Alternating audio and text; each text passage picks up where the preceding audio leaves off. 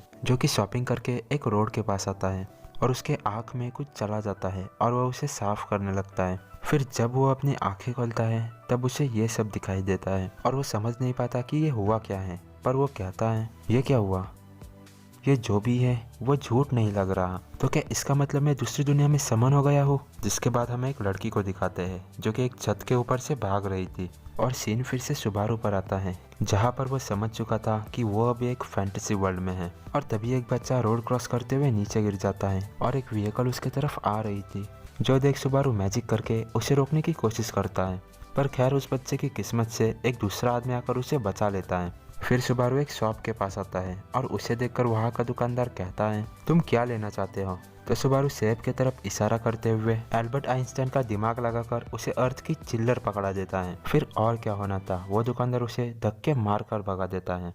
फिर वो इस दुनिया के बारे में जानकारी लेने की सोचता है और पहले वो गलती से चेंजिंग रूम में आ जाता है, जहाँ से उसे चाटा मारकर भगा देते हैं। और फिर वो एक गैम्बलिंग की जगह देखता है और वहाँ से भी उसे निकाल देते हैं, पर उससे सुबारू एक नदी में जाकर गिर जाता है। फिर सीन चेंज होता है, जहाँ पर सुबारू ने अपने कपड़े सुखाने के लिए रख लिए थे। फिर वो इस जगह की शिकायतें करने लगता है और वो उदास हो जाता है। फिर वो सोचने लगता है कि उसे यहाँ पर किसने समन किया है। और फिर वहाँ पर कुछ लोग आते हैं, तो सुबारू कहता है क्या तुम हो जिसने मुझे यहाँ समन किया है। पर असल में वो 3 लोग थे और उनमें से एक कहता है आखिर तुम क्या बड़बड़ा रहे हो। और उनमें से दूसरा बंदा सुबारू की कॉलर पकड़ लेता है और कहता है तुम्हारे पास जो भी है चुपचाप हमारे हवाले कर दो। पर तभी एक लड़की वहाँ पर दौड़ते हुए आ रही थी और वो कहती है मेरे रास्ते से हट जाओ, जिसे देखकर सुबारू कहता है क्या तुम हो जिसने मुझे यहाँ समन किया है। तो वो लड़की कहती है मैं नहीं जानती तुम क्या कह रहे हो।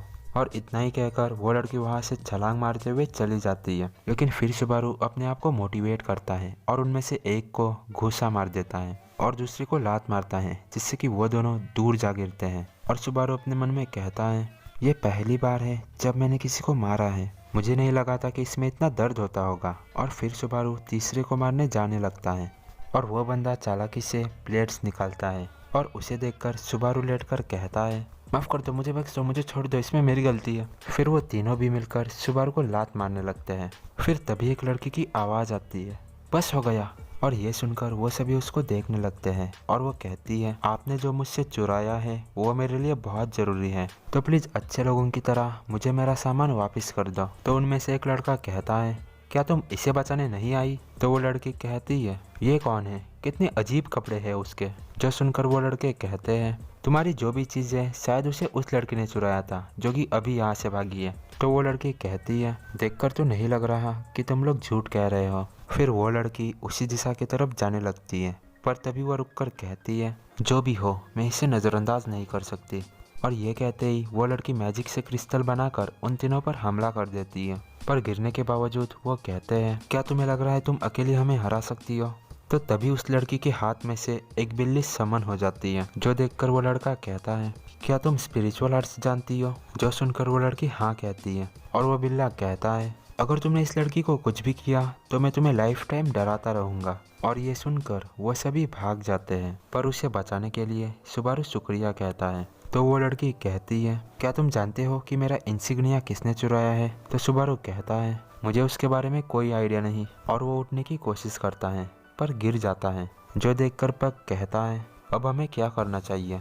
तो वो लड़की कहती है हम उसकी मदद नहीं करेंगे। और सुबारू अपने मन में कहता है वो गुस्से में भी कितनी प्यारी लगती है। और फिर जब उसकी आँख खुलती है तब वो अपने सामने पग को देखता है, तो सुबारू डर जाता है, लेकिन वो कहता है मुझे माफ़ करना जो तुम्हें बेहोशी के वक्त मेरे साथ रहना पड़ा। तो वो कहती है गलत मत समझना, मैं इसलिए यहाँ रुकी हूँ क्योंकि मैं तुमसे कुछ पूछना चाहती हूँ, क्या तुम्हें उसके बारे में कुछ पता है जिसने मेरा इंसिग्निया चुराया है। तो सुबारू कहता है माफ़ करना, पर तुम कितनी भी बार पूछो मुझे उसके बारे में कुछ नहीं पता है। तो फिर वो लड़की कहती है मैंने तुमसे पूछा और तुमने मुझे बताया कि तुम्हें कुछ नहीं पता, यानी तुमने मेरा सवाल का जवाब दिया, इसका मतलब तुमने मेरा एहसान भी चुका दिया। और हाँ, अगली बार से ऐसी जगह पर अकेले मत आना। लेकिन ऐसा नहीं है कि मुझे तुम्हारी चिंता हो रही है, ठीक है अब मैं चलती हूँ। और ये कहकर वो जाने लगती है और पग कहता है वो थोड़ी इनसिंसियर है, उसके बाद का बुरा मत मानना। पर सुबारू कहता है वो उससे कहीं ज़्यादा है, वो अपनी चोरी हुई चीज़ को ढूंढ रही थी, लेकिन फिर भी वो मेरे जैसे स्ट्रेंजर के लिए रुकी। ये कह के सुबारू उसके पीछे जाने लगता है और सुबारू उस लड़की के पास जाकर कहता है, मैं उस चोर को ढूंढने में तुम्हारी मदद करना चाहता हूँ। तो वो लड़की कहती है, पर तुमने मेरा एहसान चुका दिया था। तो सुबारू कहता है, नहीं, ये मैं अपने खुशी के लिए कर रहा हूँ। मेरा मकसद है रोज एक अच्छा काम करना। फिर पक के भी मनाने पर वह सुबारू की मदद लेने के लिए तैयार हो जाती है। जिसके बाद वो लोग उस चोर का पता लगाने के लिए काफी जगहों पर घूमते हैं, लेकिन उसके ना मिलने पर वो लोग थक हार के एक ऊंची जगह पर आ जाते हैं। और पक वहाँ पर उससे अपना नाम पूछता है। मैं हूँ सुबारू नात्सुकी, न कि सिर्फ मैं क्लूलेस हूँ, पर साथ ही साथ मैं कंगाल भी हूँ।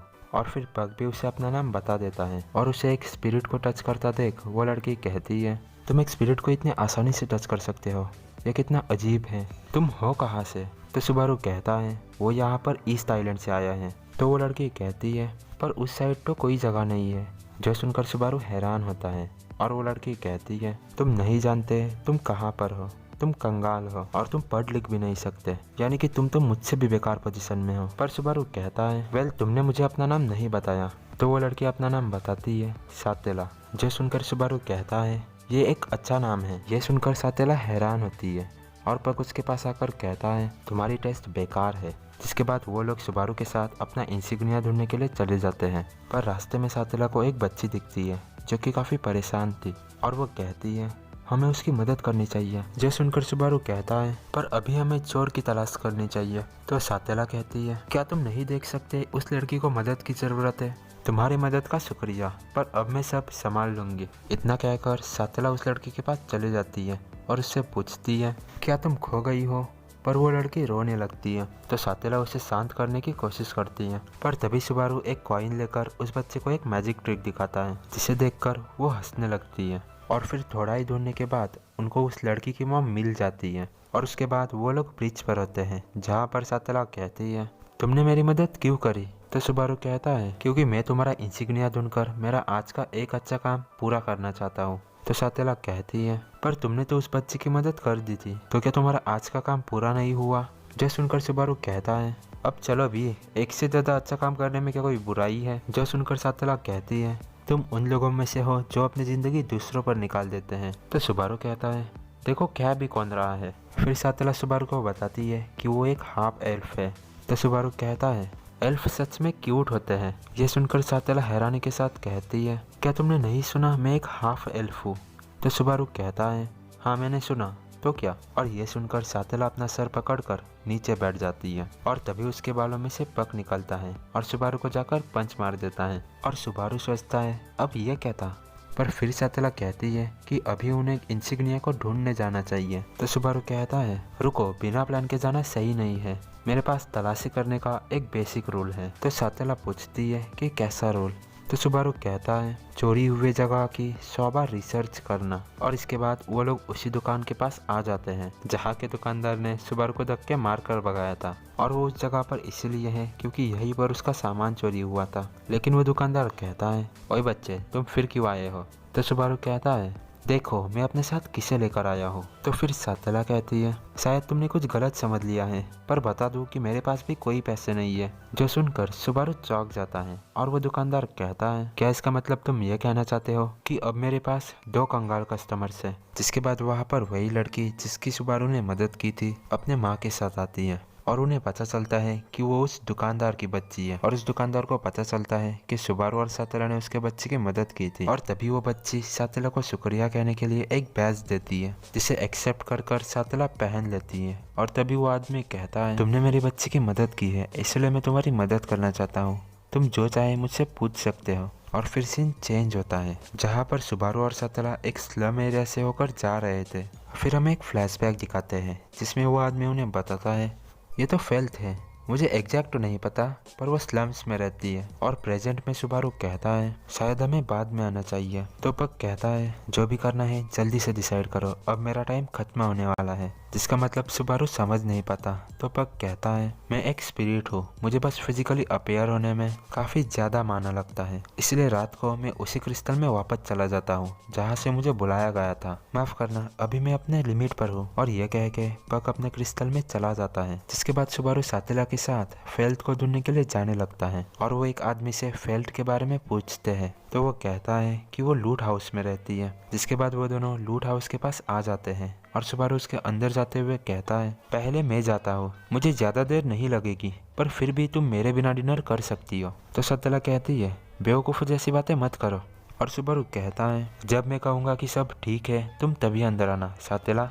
जो सुनकर सत्यला कहती है, इसके बाद मैं तुमसे माफ़ी मांगूंगी। पर उस पर ज़्यादा ध्यान ना देते हुए सुबारू अंदर चला जाता है और थोड़े समय बाद सुबारू को नीचे कुछ गीला गीला सा लगता है। तो वो टॉर्च आगे मारता है और वहाँ पर एक इंसान की लाश थी और उसका बहुत ही ज़्यादा खून भी बह रहा था, जो देखकर सुबारू घबरा जाता है। और तभी पीछे से एक आवाज़ आती है, तो तुमने देख लिया, अब मेरे पास और कोई रास्ता नहीं है।